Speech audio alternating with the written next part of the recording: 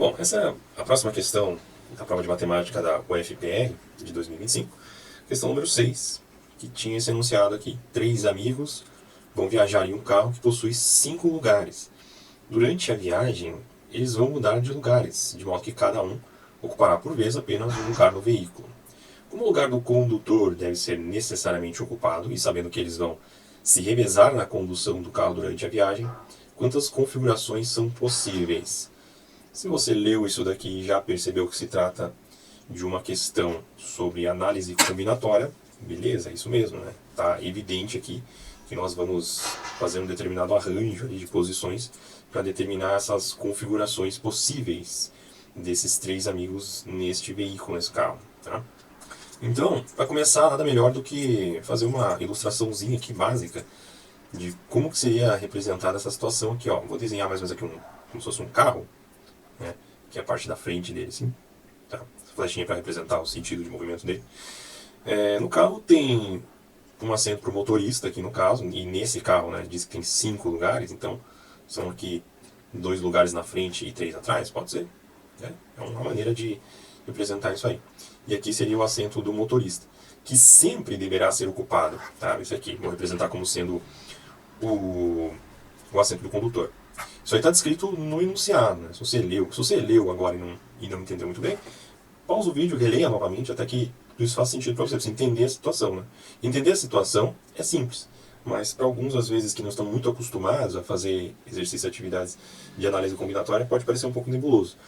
Bom, tu vai olhar aqui e vai ver que diz que são 3 amigos no total. Então, né, são 3 amigos. E eles vão querer saber quantas combinações possíveis eles vão poder sentar aqui nesses lugares desse carro, sabendo que sempre vai ter que ter um aqui na condução. Então, com isso eu já sei, né, que aqui no assento do condutor eu tenho 3 possibilidades. São 3 amigos só, né? É o tal do PFC, Princípio Fundamental da Contagem. Se eu tenho 3 amigos para apenas um lugar, eu tenho 3 possibilidades diferentes. Beleza, mas não parou por aí.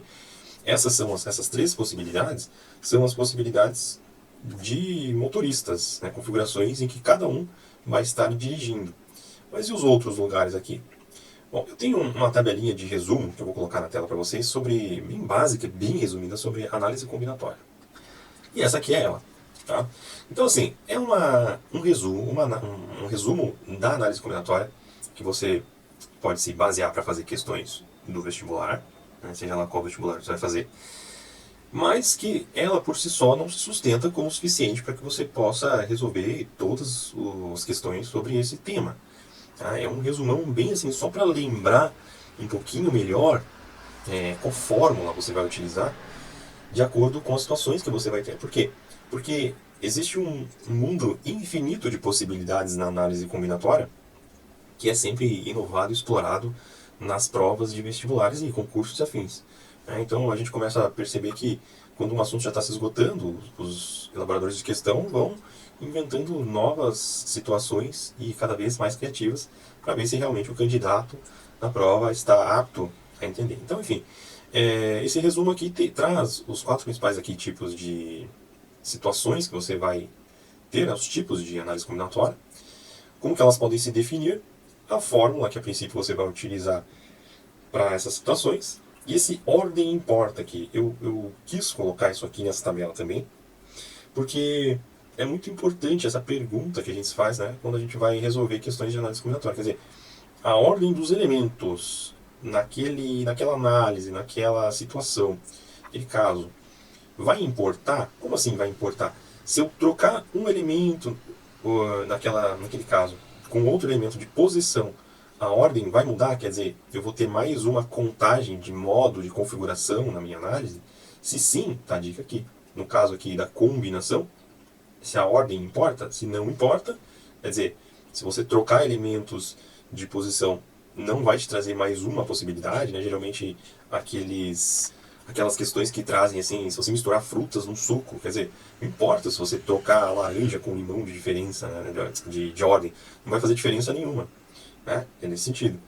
E aqui tem algumas interpretações que eu coloquei a respeito do N e do P, porque alguns se confundem, e é o caso dessa nossa questão, a respeito do N elementos para P posições, que eu acho que foi assim, a sacada do pessoal que elaborou essa questão, para dar uma confundida no pessoal. Beleza? Então, baseado nessa tabela aqui, a gente pode saber que aqui nós vamos fazer um arranjo, né, vários arranjos diferentes desses amigos. Vamos imaginar que esses amigos são denominados como amigo A, B e C. Vamos supor que, numa primeira análise, o condutor aqui fosse o amigo C, por exemplo. Tá? Então sobraria o A e o B para fazer os determinados arranjos aqui, quando o C fosse o condutor motorista. O que acontece? Se, por exemplo, o A sentasse nesse banco aqui e o B nesse banco, beleza? Seria uma possibilidade, uma configuração. Mas se nós trocássemos eles de lugar, o A viesse para cá e o B viesse para cá, eu tenho outra configuração? Claro, né? Lógico, com certeza. Isso aqui é uma outra configuração. Olha aqui, ó, configurações. Quantas configurações são possíveis?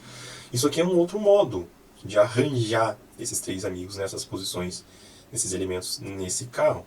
Então, a pergunta aqui é, a ordem importa? Sim, a ordem importa. Se eu mudar eles de ordem, se eu mudar eles de posição, eu tenho uma nova configuração. Por isso que nós vamos caracterizar ali no arranjo. E nós vamos utilizar a fórmula do arranjo. Qualquer outra coisa que nós precisamos saber sobre, no tópico da análise combinatória? Nós encontramos muito isso aqui, né?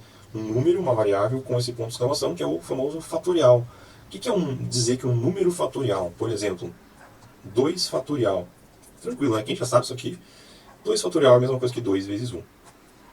3 fatorial é a mesma coisa que 3 vezes 2 vezes 1. 4 fatorial é a mesma coisa que 4 vezes 3 vezes 2 vezes 1. Beleza? Então, o fatorial você vai considerar esse número multiplicado por todos os números anteriores naturais a ele até o 1. Tá? Para utilizar a fórmula ali do arranjo, nesse caso, nós temos também que ter uma base já sólida em várias questões, né? Porque não basta apenas aquela tabelinha resumida ali, você não vai ser capaz de resolver questões apenas com aquele resumo, você tem que ter já uma base de prática para entender melhor o que você vai usar em cada caso. Então aqui nós vamos utilizar a fórmula do arranjo de n elementos em p posições. Estava ali naquela tabela que eu passei para vocês. Isso aqui, né? N fatorial dividido por n menos p fatorial. Aqui que eu comentei ali com vocês que eu acho que foi assim, o intuito de confundir o candidato. Por quê? Porque nós vamos fazer um arranjo de n elementos em p posições. Fica meio intuitivo nós identificarmos como elementos os amigos, né, no caso que é o A, B e C, e as posições, os assentos no carro. Porque são posições que nós podemos alocá-las. Mas não é esse o entendimento que nós temos aqui. Na análise lógica, vamos dizer assim, nós na verdade temos n elementos como os bancos, os elementos aqui disponíveis, eu queria fazer isso, né? Mas os elementos disponíveis para dispor os nossos amigos aqui são 4, né? Os bancos, os assentos que sobraram aqui, ó, 4 bancos, né? Esses são os elementos disponíveis, assim como estava escrito ali naquele meu resumo.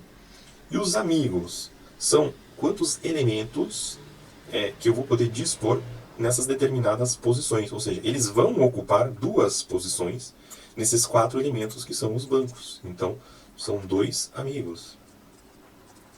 Eu tenho que distribuir, arranjar esses 2 amigos nesses 4 bancos. Eu tenho que escolher 2 posições nesses 4 elementos que são esses bancos. Quando você tem esse entendimento nessa questão, aí beleza. E a leitura se faz arranjo de 4 elementos, 2 a 2. Nós só vamos substituir aqui, né? Você pode até colocar aqui assim, ó, n e p. O n fatorial, 4 fatorial, dividido por 4 menos 2 fatorial. Está resolvido, está encontrado a tua resposta lá no gabarito. Resolvendo isso aqui. 4 fatorial. Eu nunca coloco 1 no cálculo, né? Alguns professores até colocam, assim, de maneira didática, sempre o 1 aqui, assim, né? Na multiplicação. Cara, eu não coloco, não costumo nunca colocar o 1 nos cálculos, assim, fatorial, porque nunca vai fazer diferença você multiplicar outros números por 1.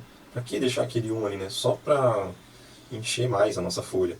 E 4 menos 2 no denominador aqui é 2. 2 fatorial é 2, porque é 2 vezes 1. Então tá aqui. Nós dividimos esse 2 com esse. E esse arranjo de 4 elementos 2 a 2 é igual a 4 vezes 3, que é 12. Aí beleza, tudo bem. Aí a afobação vai lá e te faz marcar a letra B, né? E aí já era, você perdeu todo o teu raciocínio.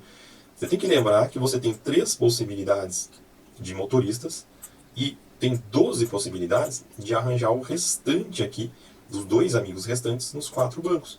Então, se em cada possibilidade dessas 3 possibilidades aqui vai ter um motorista, se eu multiplicar esse valor pela quantidade de possibilidades que você tem, de configurações diferentes para alocar os outros 2 amigos nos outros 4 bancos, nós vamos ter 36 possibilidades no total. 3 vezes 12, 36. E aí sim, nós iríamos marcar a resposta correta lá, 36, letra D. Beleza? Não se esqueça, né, que a análise combinatória é um tema sempre cobrado em provas. E para você pegar mais fluidez nesses raciocínios, não tem outro jeito. É prática e é resolver questões. Beleza? Essa foi a questão número 6.